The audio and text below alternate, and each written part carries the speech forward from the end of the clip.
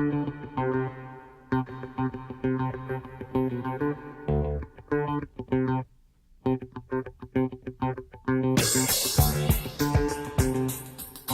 amended the agenda to have two reports from you, one related to the financial report, the other item, number 3, as I call it, approval of the mid-year budget adjustment. So if you would take them in that order, if you would. Yes, sir, I will. And the last page of the monthly financial report, I will show you the connectivity on that last page to the mid-year budget adjustments. The report you have in front of you is for December 2014, which is within our 2015 fiscal year, and it does indicate some pretty good news as we are at that point in the middle of the year. On the first page, you can see that we had anticipated originally $801 million, but as of the end of December, we'd actually collected 68.4%, or $548.2 million. The same collection position for 14 was $282,000. Even though we are operating with a larger budget, we are ahead of our last year's position by $36,949,000. So on the revenue side, and we're looking pretty good, particularly in the local area, and the state component is much, I think, more certain than the local area. So we're going to be talking about the local amount as we get to the mid-year budget adjustment. The bottom of the first page, you'll see that we have spent, as of the end of December, 42.9%. On a straight line basis, if you figure, 50%, but because of accruals, it really is not a straight line. It really 44 to 46% would be the straight line. But as of December 31st, we had spent 42.9%, or $343.2 million, compared to our last year expenditure position at the same date of $323.8 million, or 42.4%. Moving on through the pie chart to the trend line analysis, y'all have seen these for years. You can see where we are by revenue component. Overall, we had projected to be at $513.8 million. We're at $548.2 million. On the local component, we had projected to be at $252.3 million. We're at $352.3 million. We're at $383,061,000. And on the state component, we projected to be at $161.4 million. We're at $165.1 million. So, and certainly relative to the measurement focus on the first page, of course, is looking to last year. The measurement focus on the last page is compared to our projected position, and we'll talk about that when we get to the mid-year budget adjustments. Moving on through the report, you'll see on page 6, under the board names, we have the old board names right now. Keep in mind, this is as of December 31st. When you see the January report, we're probably going to have prior board members and current board members continued on the report because we're within the middle of the fiscal year. So we continue to show some of the departed board members' expenditures for travel. Moving through page 7, page 8. On page 8, there's a line of comparability assessment. You can see it shows that in December we paid a comparability assessment to the state of $491,311. Mr. Thurman will tell you that's an area we're discussing with the state right now. It's something that we discuss with them just about every year, and we probably will have another FY15 issue with that as we move forward. That's a classroom staffing question. Again, moving to page 13. Well, page 12, first of all, as you've heard me say before, at this time of year, but because the second and property tax ad valorem payment is passed, we actually spend more every month than we collect, though we're staying ahead of last year's second part of the year right now. On page 12, it indicates that on a monthly basis, we spent $23.1 million more than we had collected, okay, and that's an expenditure number of $78.3 million. But that's to be expected as we get to the end of the year and things close. On page 13 is the discussion of the fund balance, and keep in mind that, we're crawling out, have successfully crawled out of a pretty bad situation that came upon us in FY12. In FY12, we ended the year negative $14.4 million and started the corrective process. In FY13, we managed to take that negative $15 million and make it a positive 3.6. And what this page states is the end of 14. Right now, and it's employed in the construction of the mid-year T-sheet, we're looking at a $40,981,000 fund balance. Excuse me, $40,968,000 fund balance. And you add that to the year-to-date receipts over disbursements at this point in the year, which the receipts are greater. We have an operating surplus as of the end of December, about $245.9 million. Our goal, of course, is to add to the fund balance, and the mid-year T-sheet makes a pretty strong statement in that regard. As we get to the end of the year, we'll talk about that. The next page, I think, of interest would be page 34, which is the emergency expenditures. We know we've had emergency expenditure situation with air conditioning, vandalism, and now 2 vandalized schools, which you'll see in next month's report.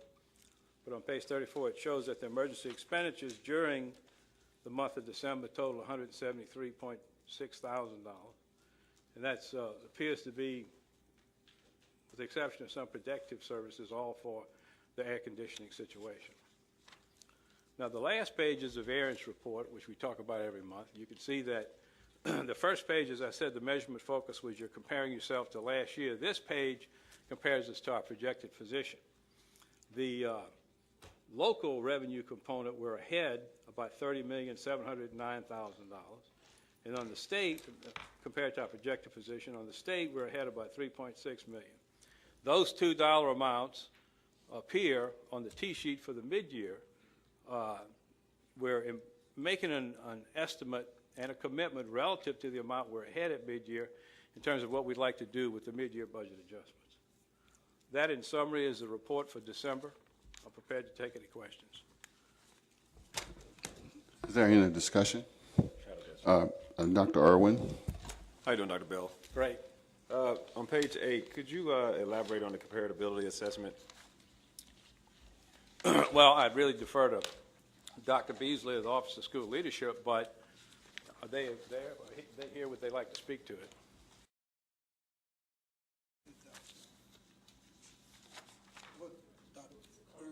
Comparability. I just want you to elaborate on it. Explain to me what it is. Sure. If no one else wants to do it, Well, thank you, Dr. Bell. I appreciate it. Well, it's really not a financial issue. It's a classroom staffing issue. The concept is this. We have so many Title I schools and we have so many non-Title I schools, okay? Under the assurances of the Title I program, we assure the federal government and the state government, I guess first, that we will staff those classrooms in the non-Title I schools comparable to the Title I schools, which have the additional $40 million of Title I money, okay? The state takes the data that we report, and they come in, they take a look at, quote, how we did, all right? Now, and then they say, well, you under-expended at your non-Title I schools by these elaborate formula, okay? And we have experts in the district that quite honestly disagree with the state's approach right now, okay?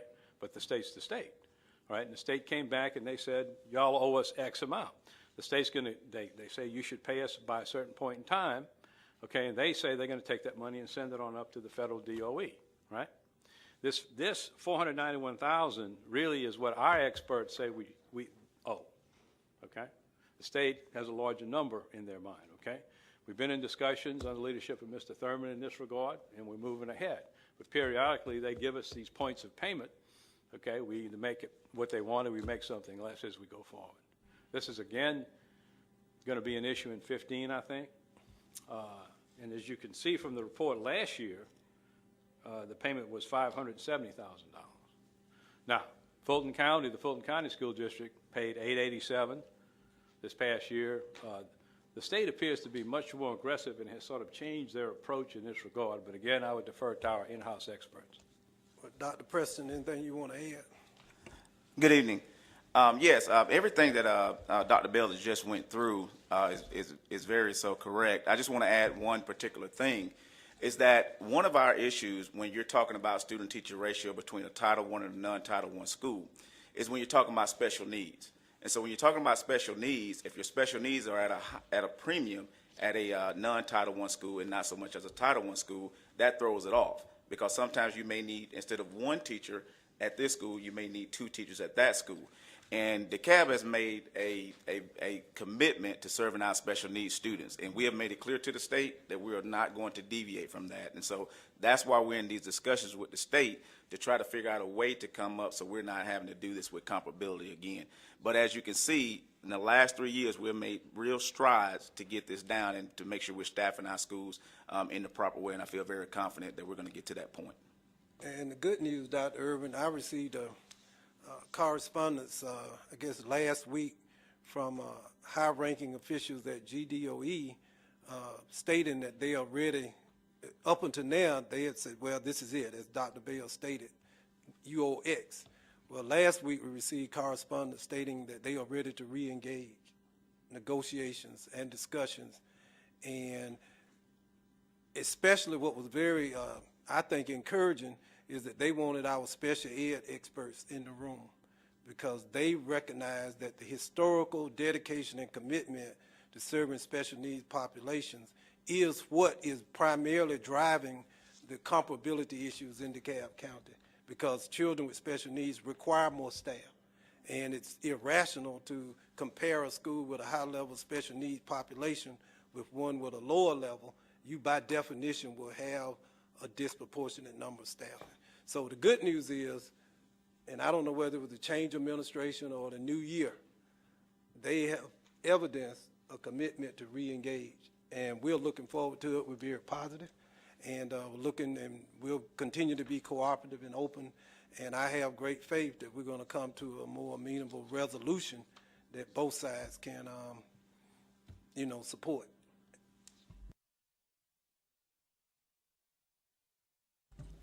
No further discussion on this. Okay. Mr. Jester? Sure. The instruction item, that is obviously accrued over 9 months, right? Well, most, the first page.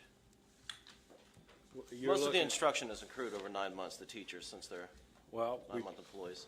We pay the teachers over 12 months. We accrue 2 months of that liability on both ends of the year. The monthly numbers reflect a 1-month accrual, though, correct? The monthly numbers reflect on graduated accrual amount as we move towards the end of the year. Well, which I guess is to say that, ultimately, our goal here is to look at that number and try and guess where we're going to be, at the end of the year. And I know a number of LUAs, what they do is they kind of smooth it out over 12 months so that, we can multiply it times 12 and say, hey, that's where we're going to be. But I think right now, over the summertime, the monthly accruals, fall way down, right? We do spend less in the summertime month, yes, sir. So it's just something for the board to consider. Maybe we could smooth that out if that's what we're all trying to do. Just something to consider. You understand where I'm talking about, yes, coming from. Good, yeah. Good. And once again, trying to figure out where we are at the end of the year. We have the prior fiscal year's budget numbers in there, and that would be useful if those budget items were basically budgeted the same. I'm not too sure they really serve much of a purpose. So, another something for the board to consider, taking that out and putting in sort of a monthly budget column, because we have an idea of what our budget is for a month. We do variances on the categories on the last page, right? An analysis which gives us our last page variance report, yes. Right. So we could also do that for the subcategories for the sake of argument. I guess we could. It'd be a great deal of calculation, and I don't know how much it would add, but Gotcha. I want to say we've done that in the past, and I want to say that was extremely, extremely helpful. I'm not saying we should do that now. I think that's just something for the board to consider, because I know we all find that last page very, very helpful. I mean, extremely helpful. So I want to thank you for that last page, and maybe we could consider doing that for all the just the subcategories. And going back to electricity, so we can all get on the same page, the GASB, Governmental Accounting Standards Board, and I had mentioned LUA's, Local Unit of Administration. The school district, DeKalb County School District, is considered an LUA by the government. And the Georgia Department's of Education Financial Manual, it specifically says, and I quote, liabilities that LUAs normally pay in a timely manner and in full from expendable available financial resources, for example, salaries and utilities, electricity in this case, should be recognized when incurred. And in the case of electricity, as far as I can tell, the expense is pretty much right when the lights switch is flipped. That's when we use the electricity and the expenses incurred. The county incurred this liability for electricity long before we get the invoice and or pay it. So it seems logical that the expenditure for this should be recognized during the reporting period. And I noticed the electricity, it looks like it accounts for 2 reporting periods. I think I brought that up last month. The Yes, question sir. was, why was last month so low? It was because we didn't receive the bill during the accounting period. I know what you're saying about the FUM Gala and about what GASB recommends. I've dealt with GASB over the years, went through GASB 34 with them when they were giving awards to Enron, Tyco, and WorldCom, private corporations. A lot of people went up the river, okay? But we showed 2 electrical bills in this December just because we didn't get it. We didn't get one in November. Okay, but I understand what you're saying. Sure. So, once again, I write software, and I always assumed that GASB was kind of a gold standard. Are you saying that we feel it's better to go against GASB on this? We're not going against GASB. I can assure you, GASB standards mean more to the rating agencies than to any other institution, okay? So if we're trying to get an upgrade in our rating, and we're doing something that you can't interpret to be in GASB, that's meaningful, but that's not the case right here. We're not going against GASB. We don't pay any money to participate in GASB. Although GASB, in my experience over the years, send out invoices to a lot of local governments that look very official, okay? The last greatest change, of course, was GASB 34, where they sort of forced governments to format their financial reports along the lines of the private sector. And again, I will reference WorldCom, Tyco, okay? These guys were winning all the CFO awards, okay? And so now we deal with governmental activities and business-like activities under GASB 34.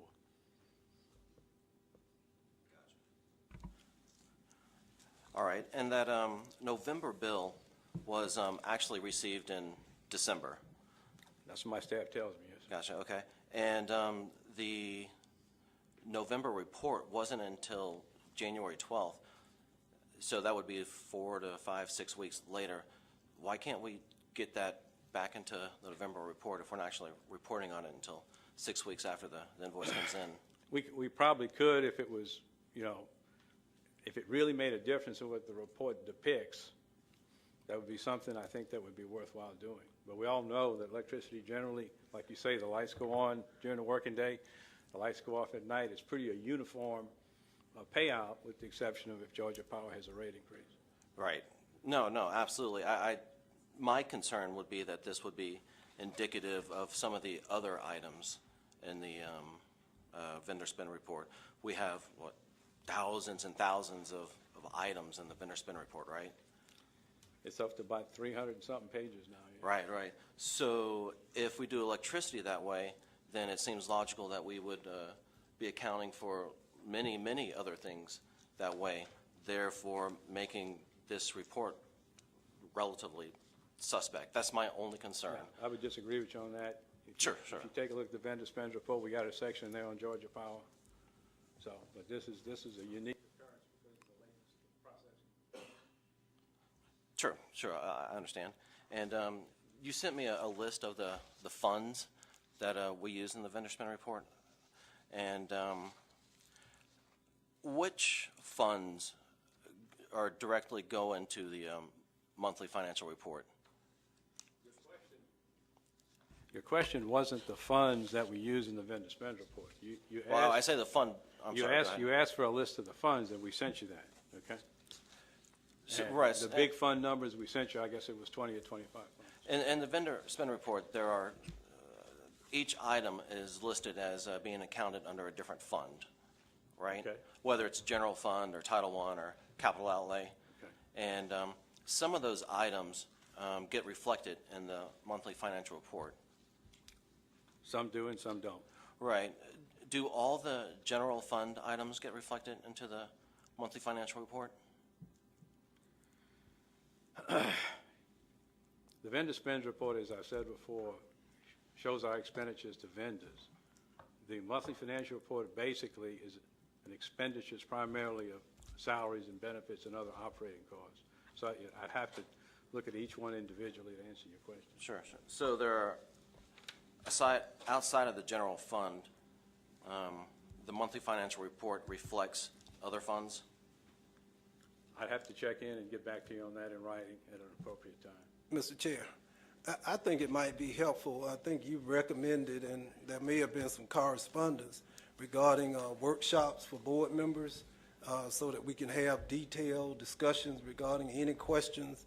And I think it would be very helpful to board members, my staff, and if there are a list of questions that need to be addressed, we could take 2 hours on any day of the week where board members other than a quorum could come, and because we kind of went through this when we really started out this administration, and I think it might be helpful. It might help expedite board meetings themselves just to go ahead and have this at a point in time that we would be happy to accommodate Mr. Justin and any other board member that might want to participate. Yeah, that would be immensely helpful. I also want to remind everybody that the business of the people should be done in front of the people. And granted, part of this is academic. I'll try and make sure that this is business related. The ending fund balance for FY14, there was a balance of 41 million, roughly, 42 something. Monies outside of the general fund, what happens to those that are left over? For example, the Department of Education said that we spent $58 million less than we took in. So I was wondering what happened to those extra funds. Okay. Your language is imprecise. Please When you correct me once again, the okay, when training you part. say the general fund, that connotes a set of funds under our administration linked to the state chart of accounts. The report sitting on the table in front of you today is the general operating budget. Okay? Then the general operating budget had an ending balance of 41 million. The ending balance for FY15, after all the expenses and all the disbursements have been booked and adjusted by prior year ending balance positions, is $40,900,000 and something thousand. Yes, sir. And the Department of Education reports on funds that don't include the financial report funds. And Many other funds. right. So, and they said that we had expenses of $58 million less than what we took in. I was wondering what happened to those excess funds. Okay. The concept of fund balance is an end-of-year difference between what you projected to collect and what you did, and what you projected to spend and what you did, okay? The worst year we had was FY12. We actually budgeted a negative $66 million position and went through our fund balance and became negative, okay? end of 14 was a good position in that we collected in the 780s and spent it like 751, okay? That difference with the 780 that we collected over the projected 764 and 751 we spent under the 764. Those two calculations give you a fund balance of like 30-something million dollars, okay? Now, our position at the end of 13 was a positive 3.6. We ended 12 a negative 14, but by the time we got to 13, we were positive 3.6.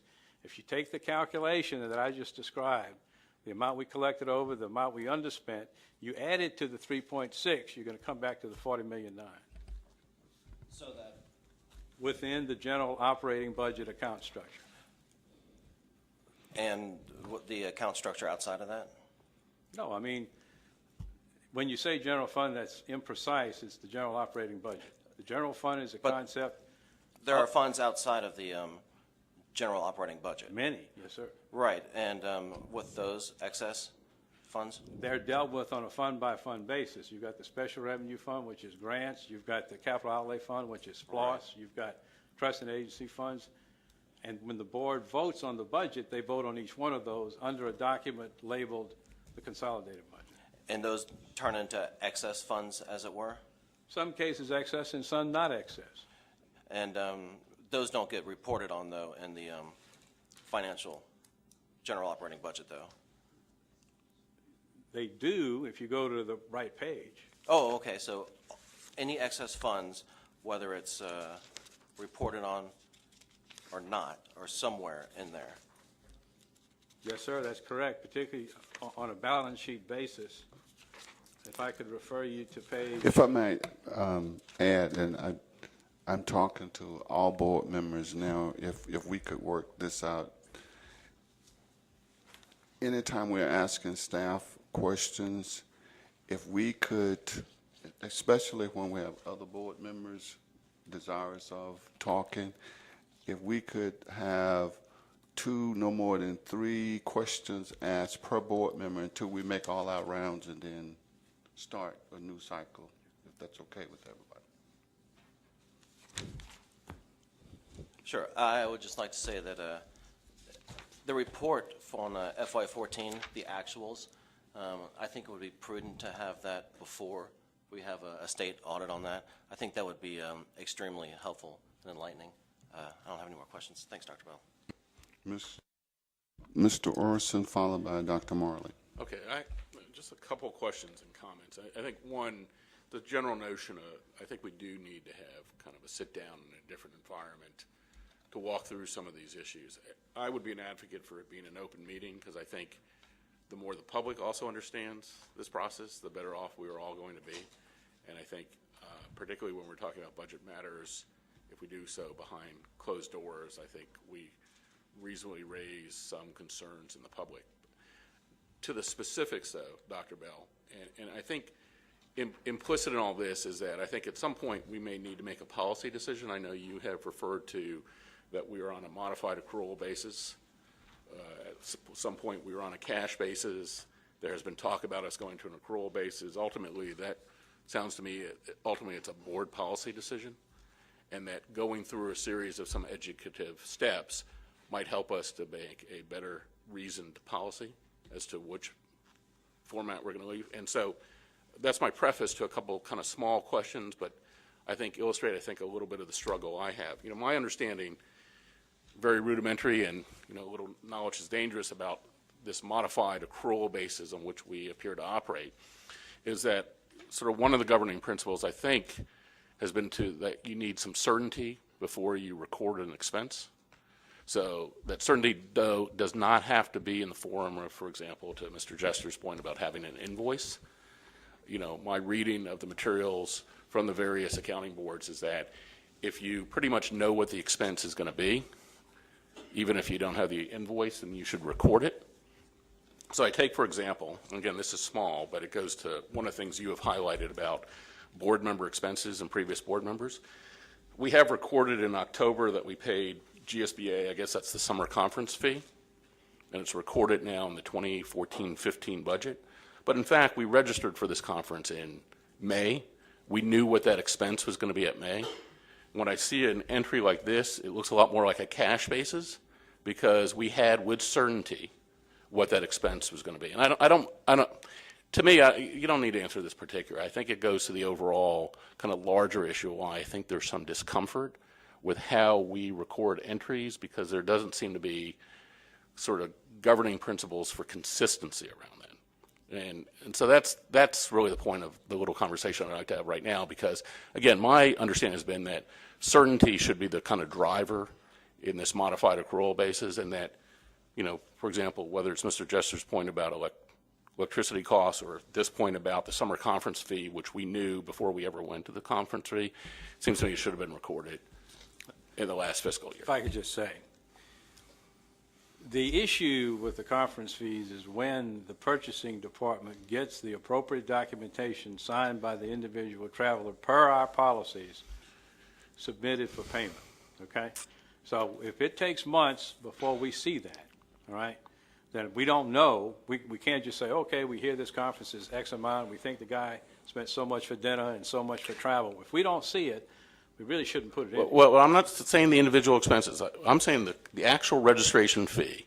We knew the cost of it at the time we registered for the conference. That's a good, maybe just the registration. Right, and that's all I'm saying. I understand that there's a point such variability in hotel bills. Right. And No, what kind of room you get. Okay. But and that's why I said not a debate about this particular entry, but it's Yes. what suggests to me that we don't have consistency in an application rule.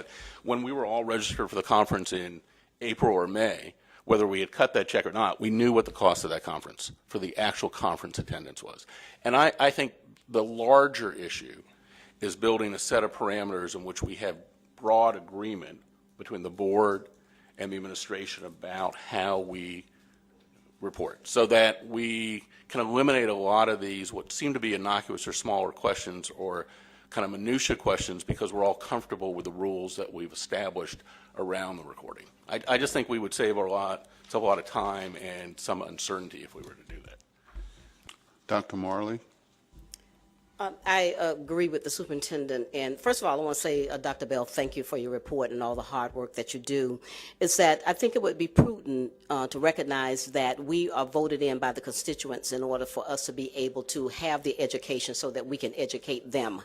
And so for us to be learning and being educating at the same time, then why are we voted in? We might as well have everybody else to be there. I believe in open forums.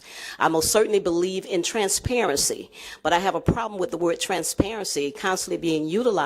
And it's a meaning, what do you mean by transparency? You can be transparent and show something, but is the truth behind it, and is it being honest and really open, or is there another agenda behind it? So I think that we have to be aware that we should allow the public to know what we're doing, and if we're going to have these kind of questions and answers. But I think the first thing comes for, as a parent, as an educator, we need to get the education ourselves first. Then we can go in and have questions that we're asking that are prudent, but also to the benefit of this educational organization, which is a monumental task to take on. I have a problem also with having stated that the report is suspect. When we have someone who's worked diligently and fervently in order to be able to put these reports together. I think as a board, we're going to have to be able to respect the time and respect the professionalism of the people who sit here and work every day tirelessly to get these things done. We've come a long way. And it bothers me because for 10 years, we sat in this county and allowed this ship to just almost sink. And nobody had a problem. But the more that we try to get it back on track, there are attacks and there are attacks. So can we not begin to see the glass as half full and stop seeing it as half empty? The public does want something from us, but I don't think they're asking us to rewrite the budget. That is not our responsibility as board members. And until we can begin to look at what are our tasks at hand, what are we voted in here for, to be able to run this district, hire and fire the superintendent, set policy, and making sure that it's enforced, we're going to keep lagging behind. We need to recognize what we've been able to do, be able to do that. But I would like to see those workshops. I think it would be very helpful for all of us. Then that would cut down on a lot of us trying to be educated at the board meeting. There's a time and a place for all of that, and I don't think that this is the time. Thank you, Dr. Morley. Any further discussion? Hearing none. Okay, I'm sorry. Mr. Jester. Thank you, Dr. Morley. I couldn't agree with you more. We definitely need to recognize what we were here to do. For 10 years or more, the ship was sinking. It was sinking. But that is despite the diligent and fervent efforts of the administration, despite their professionalism. And the Constitution tells us that we have a fiduciary responsibility. The Constitution doesn't say Dr. Bell, the CFO, has a fiduciary responsibility. If the ship sinks, he doesn't get in trouble. We get in trouble. So I think it's our responsibility, even if it goes a little too far, to ask those questions. It's us on the line. We're the ones that were elected. The Constitution says it is up to us. The buck stops with us, not with Mr. Bell. Thanks. Mr. Chair. Mr. Thurman. Well, thank you, Mr. Chair. Once again, I would like to encourage board members, and I didn't necessarily mean either public or private, whatever the case might be. Educating oneself is so important. It's a very complicated process. And one of the things I've found coming as an outsider is that it's much more complicated than I may have suspected or imagined when I operated and lived in the outside world. And in conclusion, though, if Dr. Bell is finished, it's just a point. I want to thank Dr. Bell for leading our Budget and Finance Office to a position where we are projected to have a $50+ million surplus. You may not have recorded the GSBA fees on time, or at least when they were incurred, but the one thing you have done is you've led us out of a $14 million deficit that was projected to last beyond the horizon to a point on this day at mid-year where we are projected to have at least a $50+ million surplus operating fund balance. And I think we would be remiss in this discussion if we spent 45 minutes on it and no one even thought to acknowledge it, that this school district is now in the best financial position it's been in more than a decade. And this man has been at the point in doing it, and I don't think, and those numbers aren't suspect. They are real, they are conservative, and you have been an outstanding leader and advocate for fiscal responsibility and good stewardship, and I hope the board will acknowledge this fact, and I hope the people who are listening and the ones who will share will recognize how important it is to move from a $14 million deficit to a 50+ projected surplus. This puts us in a position to really begin to do some significant things in the next fiscal year, and I don't think this report should end without us acknowledging that. Thank you, Mr. Superintendent. What I'm hearing, I think there's a tremendous need for a retreat, and what I would like to do at this time, I would like to ask Mr. Jester and Mr. Dr. Irwin if you would work with staff and developing a retreat time just to not to eliminate any questions that you want to ask each month, but I hear the need for clarity as it relates to understanding what type of financial system we're operating and the details related to how that is implemented and the process that is implemented. And I think if we did that in a retreat, it would be noted that it would be public, and then we could perhaps our meeting dates would be faster because we would know the process, we would know what to expect, and we would know the details. So if you all would work with that, I would appreciate it. Okay. Is there any opposition to placing this item on the consent agenda for this evening? Hearing none, this item will be placed on the consent agenda